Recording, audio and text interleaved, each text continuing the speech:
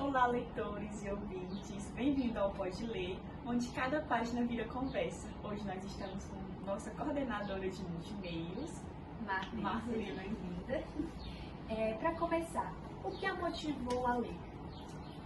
Eu poderia dizer que o que motivou a ler, prazer e fuga. Quando criança, eu tenho um tio que ele gostava muito de contar histórias. Na minha infância, nós não tínhamos acesso a livros, à biblioteca, mas toda noite que ele ia lá para casa, assim, debaixo de uma latada, que era comum as famílias se encontrarem, ele começava a contar histórias. Ele contava histórias de príncipes e princesas, contava histórias de bruxas, histórias mal assombradas, né? Então, ele contava de tudo um pouco.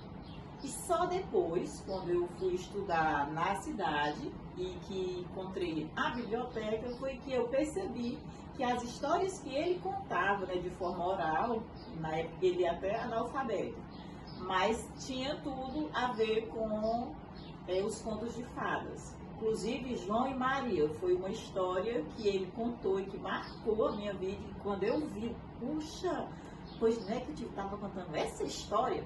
Contava do mesmo jeito, falando que a bruxa, quando ia ver se o João e a Maria estavam magros, que pegava o dedo, né? E que o João, para enganar, botava um graveto, né? Porque a bruxa era cega, né? Então, assim, isso na infância. Quando eu recebi os livros didáticos, porque a gente não tinha acesso à biblioteca, então eu devorava aqueles textos que vinham no livro, né? Aí, posteriormente, né, na adolescência, eu diria que foi de uma certa forma fuga, né? Fuga da realidade, prazer também, porque assim, eu sempre gostei de ler e eu vim de uma família de 9 irmãos, sendo eu a segunda das mais velhas, né? E assim, eu vivi os romances, os livros, porque a gente não tinha condições de ler livros, eu pegava da biblioteca, pegava de outras colegas, e naquela época era muito comum a garota terminar o ensino médio e no dia seguinte já casar. Eu queria estudar, fazer faculdade, ter um emprego, ter estabilidade financeira, sempre foi o meu sonho. Então eu perguntava, se eu fosse namorar, eu tirava o foco dos estudos, e realmente acontecia isso, porque aconteceu de fato namorar, né? Então foi conhecimento e causa. A senhora então, já sabia. Como eu sabia que isso me tirava do foco, eu disse, pronto, gosto de ler, pegava os livros de romance e vivia os romances das histórias, enquanto que estudava, me dedicava para terminar o ensino médio e posteriormente fazer faculdade, né?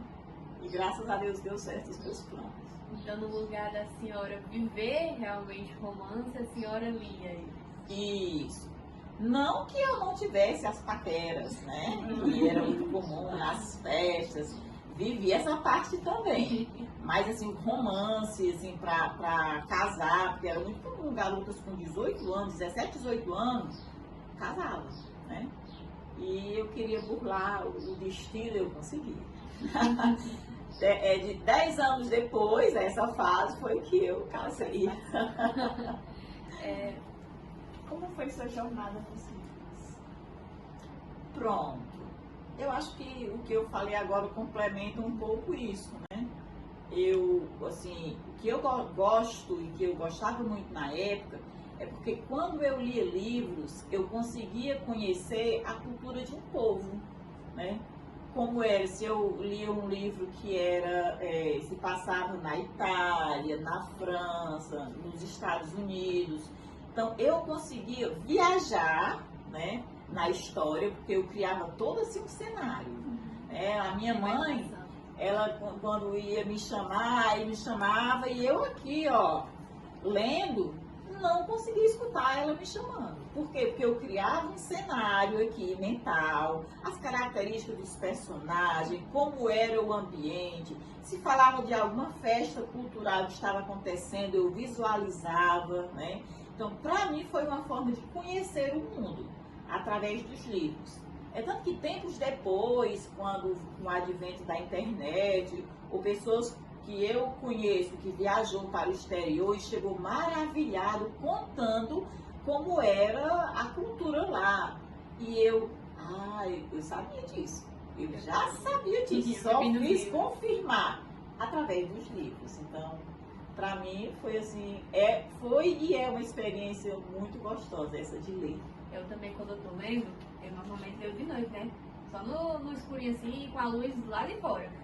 Aí às vezes mãe vai me chamar. Aí às vezes eu tô lendo livro de suspense, né? Mãe chega chamando, eu tô num susto tão grande. É porque eu tô tão infiltrada no livro, a imaginação tá tão além, que acaba que quando alguém chama alguém de fora, a gente fica atordoado. Eu não consigo ler livros de terror, nem assistir filme, porque eu sou muito fácil de me assombrar. Eu não preciso, eu pego sapo, cobra eu tenho medo, né? Empurro lagartixa, faço de tudo, mas filme de terror e livro de terror mexe com o meu imaginário, que eu passo a noite tendo pesadelos. Né? Mas essa vai muito além. Muito, muito além. Então, eu evito, né? Suspense, terror, né? Prefiro comédia romântica, drama, gosto também de livros de drama. Interessante, né? Você sempre está aquele ápice no livro, né? Quando vai desvendar a história. Os plot twists. Né? Fale sobre um livro que você recomendaria para os adolescentes e por quê? O outro livro ou o livro que a gente vai falar agora? Não, um outro livro, sem ser a Vilvinha. Pronto. Pode ser de outras literaturas? Pode. Em geral. Pronto. Tem um da literatura americana, do Nicholas Sparks, A Última Música. Porque, assim, é um livro muito interessante. E por que eu indicaria? Porque, às vezes, o jovem, o adolescente, ele acha que ele já sabe de tudo. E ele vê um grão de milho, ele acha que conhece a espiga toda, né? E nessa história vai falar de uma jovem em conflito, né, com o pai, e ela culpando o pai pela separação que a mãe teve entre o pai e a mãe. Ela é uma jovem prodígio na música, mas com a separação dos pais, ela meio que traumatiza. Ela começa na escola Juilliard, que é uma escola muito famosa de música. Ela tinha 8 anos, ganhou uma bolsa. Só que com o rompimento dos pais, ela bloqueou e ela simplesmente nunca mais tocou, né, nem cantou nada. E ele vai falar muito disso, que muitas vezes a gente precisa conhecer os lados, né? Precisa realmente conhecer, para não julgar o outro, né? Para não tirar conclusões precipitadas, porque muitas vezes isso traz mais sofrimento. Traz o distanciamento, que no caso aconteceu entre os personagens, né? Ela deixou de aproveitar o tempo de vida que o pai tinha, né? E depois ela descobriu que, na verdade, não era o que ela pensava que era, o que ela culpou ele o tempo todo, não foi ele o culpado. E inclusive tem na biblioteca da escola. Tem eu sim. aqui achei, ó. Isso, é o livro que eu li, foi o primeiro do Nicholas Sparks, e eu super recomendo. Inclusive, era um livro da minha coleção, né? E eu acabei trazendo para cá, e ele é muito, muito lindo. A próxima pergunta é em relação ao livro, A Viuvinha, de José de Alencar. Qual a parte mais interessante? E por que a senhora indicaria ele? Pronto. A Viuvinha de José de Alencar, ele é um conto, certo? E assim, esse conto faz parte do romantismo. Então, uma das características do romantismo é a redenção, né? Se você pisou na bola, se você errou, se você cometeu alguma falha, é uma chance de você se redimir, certo? O conto, ela envolve os personagens, no caso o Jorge e a Carolina. O Jorge é um jovem que recebeu uma herança muito grande, 300 mil contos de réis, certo? Só que assim, com a vida desregrada, ele consegue, depois que o seu Almeida, que é o tutor dele, passa a herança para ele com jogatinas, com mulheres, com festas, ele acaba acabando a herança dele, dizimando a herança dele, contraindo inclusive mais dívidas, né? E num certo dia, quando ele acordou de um sonho, aonde ele via as mulheres escarnecendo dele, as mulheres com quem ele pagou para ficar, escarnecendo da situação dele. Ele acorda assim muito assustado. E ele escuta as badaladas do sino da Igreja da Glória. Aí ele vai para essa missa, né? E é aí que ele encontra a Moreninha, nessa missa. A Viuvinha, perdão, Moreninha de Manuel Joaquim de Almeida, que é outro livro também muito bom. A Viuvinha, que no caso ainda não é, né? A Carolina. E a Carolina, ela tem 15 anos. E aquela moça doce, meiga, muito educada, muito bonita, muito pura, né? E ele se encanta com a Carolina. E quando termina a missa, ela e a mãe vão para casa, elas moram num lugar simples, né? Mas muito aconchegante, muito bonito. E dias depois, ele vem para poder conversar com a Carolina e pede a permissão à Dona Maria, que é a mãe da Carolina, para namorá-la, certo? Aí Dona Maria diz que permite, mas que eles assumam o compromisso, porque para uma moça naquela época, ter namoro sério e depois a pessoa não assumir o compromisso, não casar, ficava mal visto na sociedade, né? E não conseguiria um outro bom casamento. Então ele aceita e todo dia ele vai para a casa da Carolina, de 6, né, até as 8 horas. Então quando ele chega, eles ficam no jardim, ficam conversando, né? É um romance muito lindo, uma relação muito bonita.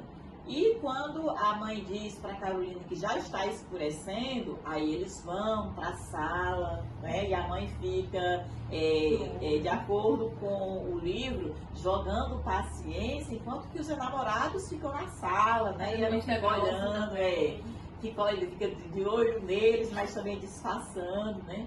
E transcorreram 3 meses e eles decidem se casar. Aí arrumam tudo para o casamento, só que na véspera do casamento, o seu Almeida, que era muito amigo dos pais do Jorge e o seu ex-tutor, né, porque ele já assumiu a herança dele, chama ele e diz que ele está falido. Um dia antes do casamento. Um dia antes do casamento. Então ele fica desesperado. Aí ele pensa em acabar com o noivado e não casar, porque era uma forma de preservá-la, né? Porque o fato dele estar endividado era vergonhoso para ele, era vergonhoso porque o pai dele, vamos dizer assim, era maculado. A imagem do pai dele era ferida, era maculada. Então, além disso, a Moreninha também ia ficar em maus lençóis, né? Com a reputação manchada. Isso. Aí, só que ele lembra que a Dona Maria, quando ele foi pedi-la em namoro, ela disse que aceitaria, mas ele tinha que assumir, porque seria uma desonra ele depois deixá-la. Porque naquela época, se a mulher, tipo a noiva, né, fosse abandonada, o noivo largasse antes mesmo de se casar, a sociedade ia achar que ela tinha alguma coisa pro noivo ter deixado ela, então alguma impureza, enfim, vários motivos que fariam com que a sociedade denominasse aquela mulher impura, vamos dizer assim. Isso. Aí assim, mas aí quando ele lembra das palavras da Dona Maria, ele decide dar continuidade, certo? Então no dia seguinte, no dia do casamento, né, chega na hora, ele vai Só que a Carolina, ela percebe que ele está cabisbaixo, ele está tristonho, né? Está diferente. Aí ela pergunta para ele se está acontecendo alguma coisa, se ele está triste, né? E ele diz que não, tá tudo bem, né? E ela deixa passar. Quando termina o casamento, a Dona Maria, que é a sogra dele, tinha organizado um jantar íntimo para as pessoas. Quem estava presente era o padre, era o seu Almeida, ela, Dona Maria e os noivos. Então eles jantam, né, partem o bolo, eles confraternizam, e depois seu Almeida e o padre saem. Dona Maria se recolhe ao seu quarto, e a Moreninha também vai se preparar, né, para sua noite de núpcias. E quando ele entra depois no quarto, ele vê a Moreninha numa camisola muito linda, né? Aquela imagem muito angelical, com umas florzinhas bordado, muito meio, muito linda, né? E ela está, ele fala no móvel como se fosse um divã, né? Ela está deitada lá. E ele diz que vai à sala, mas que depois volta logo. Aí ele sai, e nesse período ele aproveita para escrever a carta de despedida, certo? Porque, como era uma desonra, ele não queria levar ela junto à desonra. Então ele escreve uma carta de despedida para ela, explicando toda a situação. E quando ele vem para o quarto de novo, ela já está dormindo. Aí ele coloca a carta, né, na cama, e ele não quer que ninguém veja ele saindo pela porta, ele pula pela janela. E no Rio de Janeiro, na época, estava sendo construído uma casa, só pescar aqui um pouquinho, a Casa de Misericórdia. Isso. E lá era conhecido como um lugar onde as pessoas infelizes, as pessoas que estavam muito tristes, elas iam para lá e elas se suicidavam, né? E quando ele chegou lá, ele presenciou o momento em que um jovem senhor, né, comete suicídio, estourando, né, atirando no rosto e deformando, né? E ele disse, pronto, agora é a minha vez. Aí ele vai, no momento em que ele tira a arma para, né, cometer o suicídio, o seu Almeida, que tinha seguido ele escondido, né, chega por trás e o desarma. E o que fazer? Porque se ele não morresse, né, se ele não cometesse o suicídio, e aí? A Moreninha, ele estaria arruinado, porque ele estava cedendo custão e devendo muito mais. A Moreninha, né, ia também ficar desonrada, porque era a esposa de uma pessoa que perdeu uma riqueza de 300 mil contos de réis, era muito, mas muito dinheiro. Gastou tudo com festa, isso, e ainda ficaria com uma fama muito boa. E de 5 anos ele torrou tudo. Aí o que eles fazem? Eles trocam a roupa, né, do morto com a roupa do Jorge, colocam um bilhete no bolso da roupa dizendo que ele não quer ser reconhecido e que ele quer ser queimado, certo? E o seu Almeida compra uma passagem para ele no navio que está saindo aquela noite e manda ele para os Estados Unidos, para que ele vá refazer a vida dele, né, longe dos problemas lá do Rio de Janeiro, né, dos problemas que ele havia causado. E isso acontece. No dia seguinte, a Moreninha, calma, mas vocês vão descobrir. A Moreninha recebe o bilhete, né, o segundo bilhete. Olha aí. Moreninha, viu? Quando a gente lê bastante, vocês acabam confundindo. Então, a Carolina, ela lê a carta, né? Ela já está arrasada, aos prantos, quando chega o bilhete que é encontrado no bolso dele, dizendo que ele não quer ser reconhecido e que ele não quer, ele quer ser queimado. Aí isso, o mundo dela desaba. Ela passa um ano inteiro sem sair de casa, certo? Depois desse ano, ela já volta, né, aos poucos à vida social, só que ela ainda muito bonita, né? Porque nós estamos só com Também só 16 usava anos, né? Não, ela tira a camisola de núpcias e troca por preto e usa o preto a vida inteira, né? Que ela ficou viúva, né? Aí após esse ano ela começa a frequentar os meios sociais, é muito enamorado, os jovens, né? Se jogam aos seus pés, né? E vive convidando-a, chamando-a para namorar, tentando namorá-la, e ela não aceita. Porque o amor dela, né, o amor da vida dela foi o Jorge. Né?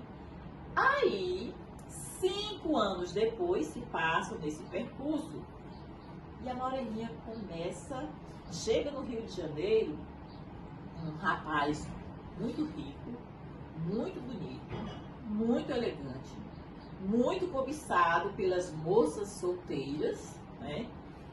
E nesse meio tempo, ela começa a receber umas cartas anônimas, certo? Só que, depois que ele foi embora, o seu Almeida perdeu o contato com ele totalmente. Então, ele acha que ele já tem sumido, tem desaparecido. E com essas cartas anônimas que a viuvinha, no caso a Carolina, começa a receber, né? Aí se pergunta, como ela tinha muitos pretendentes, de quem seria essas cartas? Qual dos pretendentes, né?